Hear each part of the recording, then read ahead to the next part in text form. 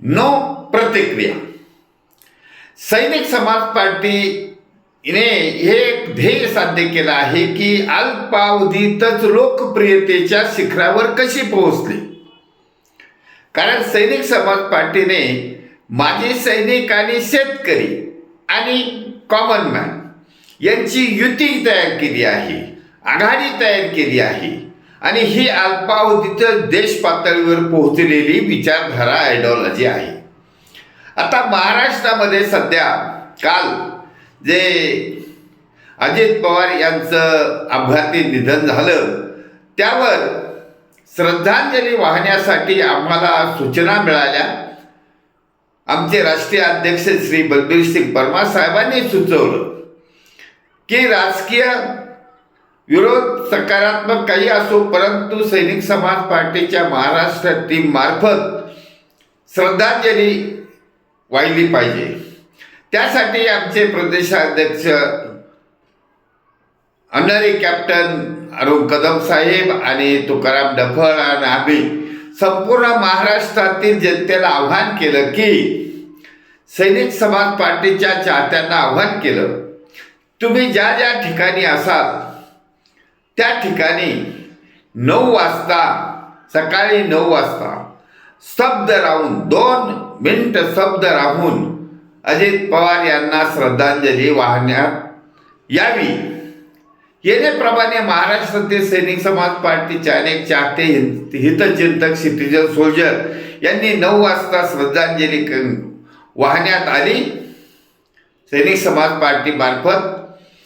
आणि नंतर जे आम्ही पाहिलं की राजकारणामध्ये असलेले हे भाजप, काँग्रेस, शिवसेना, राष्ट्रवादी यांच्या कोणत्याही प्रकारे कारभारावर टीका सकारात्मक किंवा नकारात्मक करण्यात सैनिक समाज पार्टी वेळ दौडत नाही.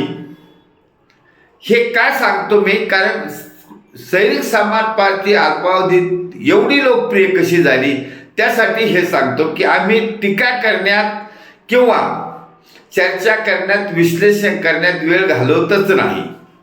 आता आमचे सैनिकांची एक जनरल करिअप्पाच्या काळापासूनची एक संघटना भारतीय देश पातळीवरची आहे, इंडियन एक्स सर्व्हिसमॅन लीग म्हणून. तिचे कधी कधी कार्यक्रम ऐकू येतात.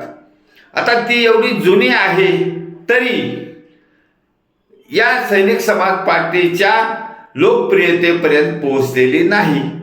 कारण सैनिक समाज पार्टीने संघटना, ISL, लीगल, काय लीग वगैरे या सर्वांना एकत्र केलं आहे, राजकीय पक्ष एकत्र केला आहे, सामाजिक संघटना एकत्र केल्या आहेत, माननीय अण्णा हजारेंची विचारधारा एकत्र केली आहे.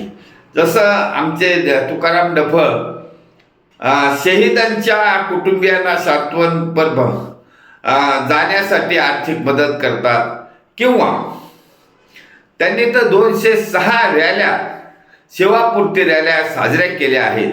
अशा विविध अंगाला एकत्र करून सैनिक समाज पार्टीचं संघटन मजबूत झालं आहे. आणि त्यामुळं सैनिक समाज पार्टीचे चालक जे आम्ही आहोत, आमच्यात स्पीड आहे, स्फूर्ती आहे. मी रोज 24 तास या सैनिक समाज पार्टीच्या प्रचारासाठी वाहून घेतलेला आहे. तसेच आमचे महाराष्ट्रातील टीमचे सर्व सदस्य या कामाला वाहून घेतला आहे. कारण आम्हाला या सद्यस्थितीतील लोकशाही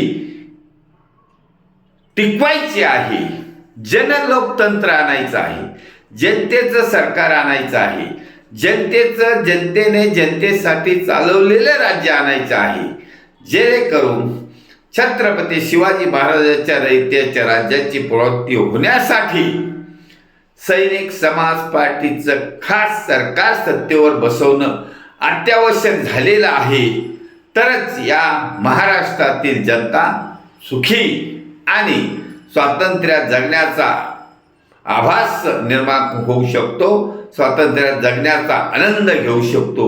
त्यामुळे महाराष्ट्रातील तमाम जनतेचे या सैनिक समाज पार्टीच्या आयडिओलॉजीकडे लक्ष लागून आहे. त्यांना अपेक्षा आहे की खरंच सैनिक समाज पार्टी एक सत्याचं राज्य आणू शकते. म्हणून सर्व जनतेचे धन्यवाद. भारत वर्ष की जय. छत्रपती शिवाजी महाराज की जय. सैनिक समाज पार्टीचा विजय असो.